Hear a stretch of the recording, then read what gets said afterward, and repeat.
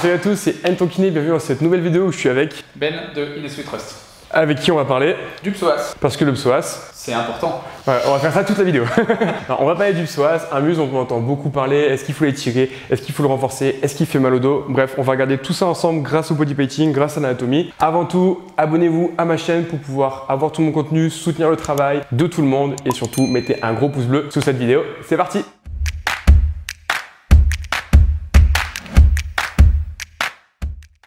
Alors, on va reprendre déjà un peu d'anatomie. Le psoas, pour ceux qui ne voient pas quel muscle c'est le muscle qu'on a dessiné ici. Ça, c'est quoi ça, Ben, en blanc? C'est la colonne. Exactement, c'est la colonne et ça, c'est vos vertèbres. Et c'est quelles vertèbres, Ben? Ça, c'est les vertèbres?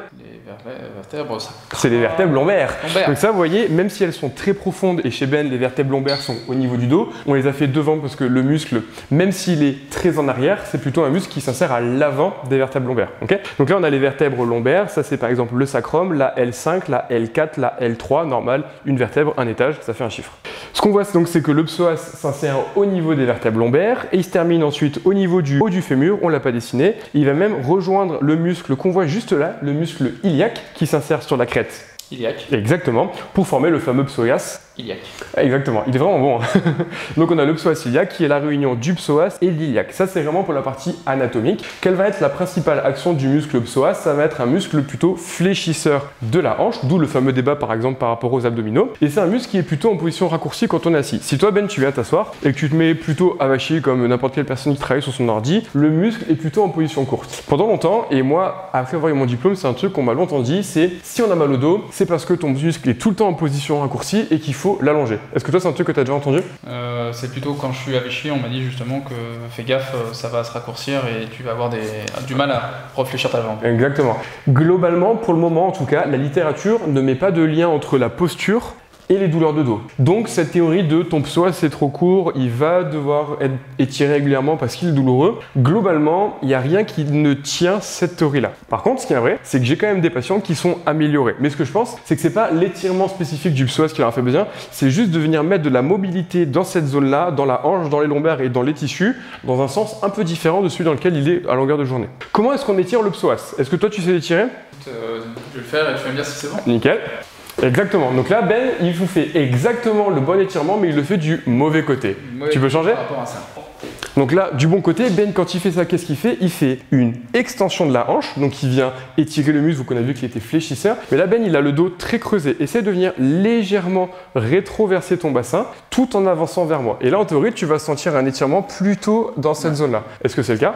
Parfait. Donc ça, c'est un étirement qui, même si il ne faut pas absolument le faire pour pas avoir mal au dos, comme on peut des fois l'entendre, peut quand même vous faire beaucoup de bien, parce que venir mobiliser une articulation, l'articulation de la hanche, des tissus, le psoas, dans un secteur dans lequel il n'a pas l'habitude d'aller, peut vous faire du bien. Mais du coup, ce qu'on sait aussi, qui est très intéressant quand on veut gagner en longueur et détendre un tissu, ça va être de faire du renforcement musculaire. On va le voir juste après. Un autre étirement facile à faire, c'est de s'allonger sur le dos, de se décaler légèrement dans le vide et de ramener sa jambe au maximum vers soi en laissant descendre celle-là. En faisant ça, on fait une flexion maximale ici. On a donc à nouveau une extension au niveau de la hanche et un étirement dans ce cas-là au niveau du psoas. Moi, je viens appuyer ici, mais Ben, il peut lui-même essayer de plier un petit peu sa jambe pour majorer un peu, par exemple, avec l'étirement du quadriceps pour avoir à nouveau une tension.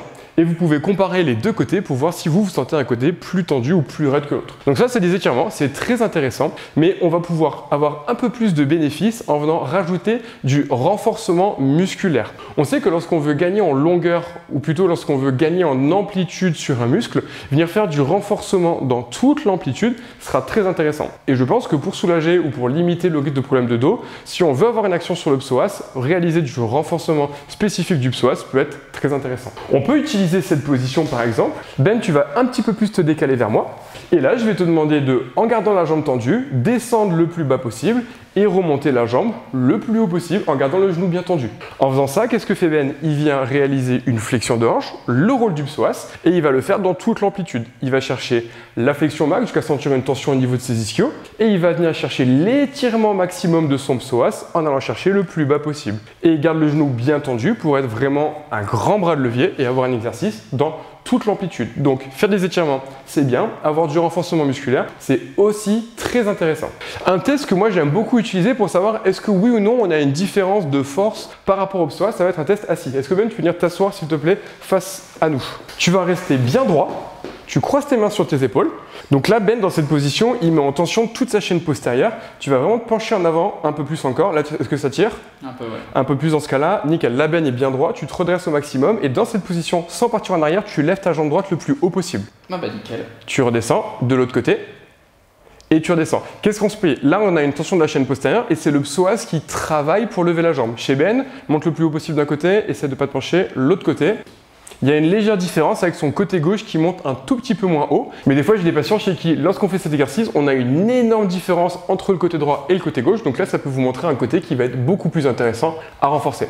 Une fois qu'on est dans cette position, on peut utiliser cette position pour faire du renforcement spécifique du psoas, mais cette fois pas en position d'allongement comme on a vu, mais plutôt en position courte. Si bien je te demande de croiser, de te redresser le plus possible, de te pencher en avant et de tenir le pied gauche le plus haut possible pendant 20 secondes, on va discuter un petit peu, mais ce qu'on va voir c'est que 20 secondes, la théorie de la relativité est énorme parce que redresse-toi à fond, redresse-toi, continue de bien monter, monte le pied, redresse-toi, on voit que 20 secondes c'est hyper dur et on voit que ça commence à trembler. Donc ça c'est un travail musculaire du psoas qui peut être aussi très intéressant. On n'a pas toute la course musculaire, mais par contre on a une grosse activation et je pense que là musculairement tu as dû le sentir, soit dans la hanche, soit un petit peu dans la cuisse. Bon, un peu dans les deux. Un petit peu partout. Une autre façon de renforcer le psoas dans toute son amplitude, ça va être de le faire suspendu à une barre de traction.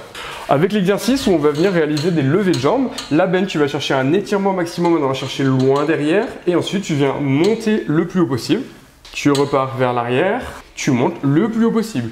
On peut faire un seul côté ou les deux côtés en même temps. Je monte, je redescends. Et là, on a bien un travail du psoas dans une grande amplitude musculaire qui va vous permettre de le renforcer aussi bien en position longue qu'en position courte, quand Ben est tout en haut. Donc voilà pour le psoas, un muscle qu'on peut souvent trouver trop tendu, mais juste masser un muscle qui va être en fait de traiter la conséquence peut être intéressant et peut faire du bien, mais venir en complément ajouter un travail musculaire dynamique de toute l'amplitude sera beaucoup plus bénéfique pour 1. Travailler muscle, 2. Le détendre et 3. Faire bouger les hanches, le bas du dos chez des individus qui pensent avoir mal de dos parce qu'ils passent beaucoup trop de temps assis. Merci Ben pour ton psoas. Merci pour tes conseils. J'espère que cette vidéo vous a plu. N'hésitez pas à vous abonner à ma chaîne et à me poser toutes vos questions dans les commentaires et surtout, mettez un pouce bleu.